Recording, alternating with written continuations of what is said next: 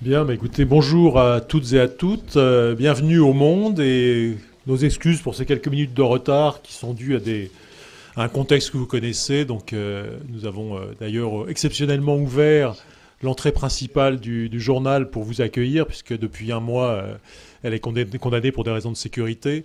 Et donc, veuillez nous excuser pour le temps nécessaire à faire entrer l'ensemble du public nombreux pour cette première. C'est cette première des voix de l'économie, donc qui rencontre un énorme succès. Donc vous le voyez déjà au fait que l'auditorium est complet ou sur le point de l'être, et que une partie du public sera dans le hall, pourra assister en direct à vos débats. C'est quand même, c'est pas tous les jours comme ça, donc c'est vraiment une manifestation qui, dès cette première édition, rencontre un vif succès, un vif intérêt, ce qui montre l'appétit aujourd'hui qu'a le public pour l'économie, le besoin de réponses dans un monde un petit peu déboussolé, comme le montre notre logo. Et donc, c'est pour nous tout à fait important de vous accueillir aujourd'hui. En plus, c'est un événement particulièrement notoire par le fait que se rassemblent aujourd'hui, vont discuter ensemble des économistes, des représentants de 10 think tanks ou institutions qui n'ont pas forcément l'habitude d'échanger, de débattre. Et pour nous, c'est tout à fait essentiel de voir qu'aujourd'hui vont se réunir autour de la table et autour de nos deux animateurs, que je remercie d'ailleurs au passage, donc Vincent Giret et Antoine Reverchon, qui sont nos deux journalistes du Monde qui vont animer les tables rondes, donc vont se débattre de ces questions qui visiblement passionnent le public. Ça passionne le public, évidemment, ça passionne aussi les médias et le Monde, évidemment, en premier chef. Vous n'êtes pas sans savoir que depuis maintenant bientôt 2 ans, le Monde s'est doté d'un cahier économique qui a vu le jour en avril 2013, donc il fêtera ses 2 ans bientôt, qui est un supplément quotidien, qui n'est pas un supplément d'ailleurs, qui est un cahier quotidien, qui a apporté, on va dire, l'œil du Monde, l'expertise du Monde sur des sujets que le Monde traitait déjà, mais de façon, on va dire, sur des périmètres plus réduits. Et aujourd'hui, je pense que le Monde, voilà, la parole du Monde sur les questions à la fois de micro et de macroéconomie est aussi audible, voire davantage que celle de ses concurrents. Le Monde se veut le lieu des débats, du débat économique comme des autres débats. Et Antoine Reverchon, d'ailleurs, participe largement à faire vivre le débat dans le cahier Éco et sur le site du Monde, le débat économique.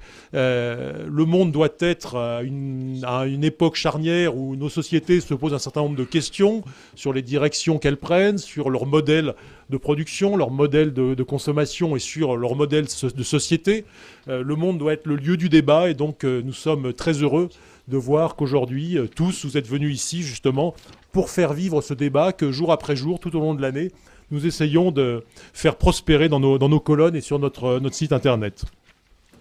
Il y a une attente de l'ensemble du public et des médias, une attente d'une voix des économistes qui permettent de se mettre d'accord sur des diagnostics, à défaut d'être d'accord sur les solutions, de donner à comprendre, de donner de l'intelligence à tous les lecteurs, à tous les internautes, à tous ceux qui cherchent à mieux décrypter, en tout cas à décrypter avec plus d'outils, le monde qui est le leur et dans lequel parfois ils ont du mal à voir effectivement les grands axes vers lesquels nous nous dirigeons. Ils ont du mal effectivement dans ce grand brouillard que constitue l'horizon 10-20 ans, quelles sont les options possibles.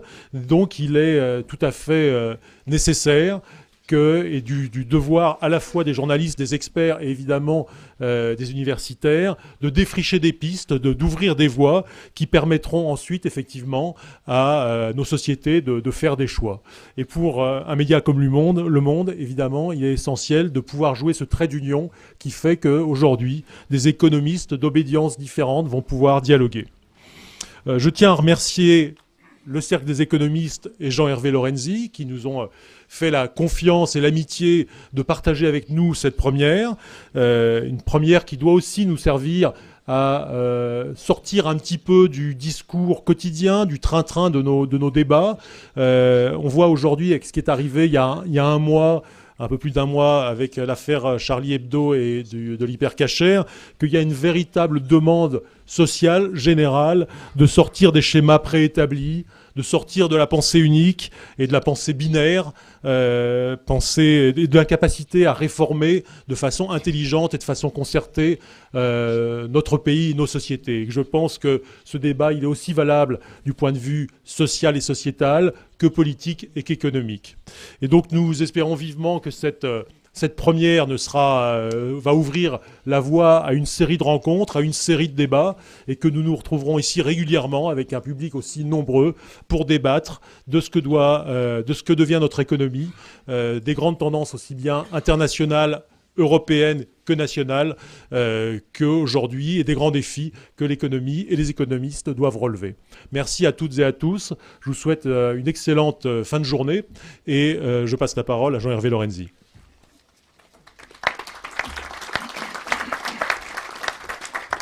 Juste une petite précaution oratoire pour conserver des bonnes relations avec l'ensemble de mes camarades des différents think tanks.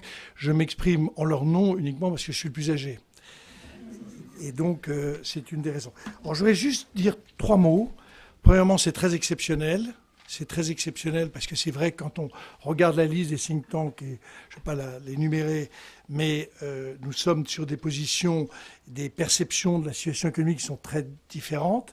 Et c'est ça qui rend l'opération si passionnante. Alors, il y a beaucoup d'amitié, beaucoup de vieilles relations qui ont permis de bâtir cette opération. La seconde, c'est pourquoi. Alors pourquoi cette affaire marche comme ça? Tout simplement parce que nous sommes très nombreux parmi les économistes à considérer que le débat économique de notre pays est quand même très faible. Il s'articule autour de quelques mots, la réforme.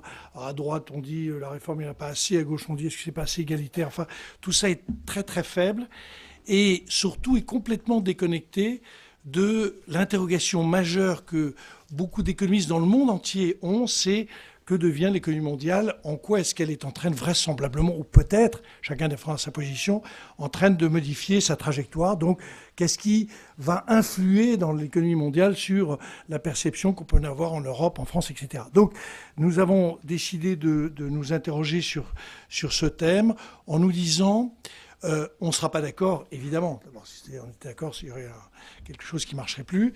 Mais on est d'accord sur la question. Et en réalité, si cet après-midi, et là je m'exprime vraiment au nom de tous mes camarades, est vraiment productive, eh bien on va poursuivre et on se donnera rendez-vous, peut-être dans le même amphi. Non, vous n'aurez pas encore déménagé. D'accord, vous avez 2 ans. Dans 6 mois, on regardera un peu où on en est, si on progresse. Et l'idée, c'est quand même de pousser nos politiques, dont chacun mesure à quel point ils sont exceptionnels, mais de les pousser à réfléchir sur les sujets économiques avec peut-être plus d'ampleur, plus de vues, plus de perception de la situation mondiale, ce qui n'est pas du tout impossible. Voilà. Je dois, en fin de parcours, au nom de tous les think tanks, remercier d'abord Le Monde. Et je ne sais pas si vous avez déjà vu le 4 pages, mais il est top de chez top. Remercier France Inter, parce que Philippe Lefébure, je crois que vous l'avez, il anime aussi. Donc voilà, il est là, Philippe Lefébure, sur la France. Et je remercie bien France Inter, mais un petit peu moins bien que Le Monde. Parce qu'ils nous ont joué un secret tour. Bon, enfin... et puis, je remercie, alors je ne peux pas dire si j'ai noté, parce que c'est très, très important, tous les gens qui ont permis que ça se fasse, parce que tout ça, il faut un peu d'argent, un peu de sous, et les sous étaient là, et alors là, ils sont absolument top, et c'est mon ami Vincent qui m'a dit, tu n'oublies pas de les remercier. Audience, parce que Vincent est quand même vraisemblablement le seul dedans qui a les pieds sur terre. Audience, qui est une nation de prévoyance très talentueuse. D'ailleurs, vous êtes tous en prévoyance chez eux, donc faites attention à eux. Auguste de Bouzy, qui est un cabinet d'avocats très brillant et qui, là aussi, vous a intérêt, parce que si vous l'avez défendu. AXA, bon, AXA, hein, vous ne voulez pas vous le faire. Crédit Coopératif, qui est une très jolie banque. ProBTP, il y a Paul Grasset qui est là, et un grand merci. Roland Berger, qui est un cabinet de stratégie top.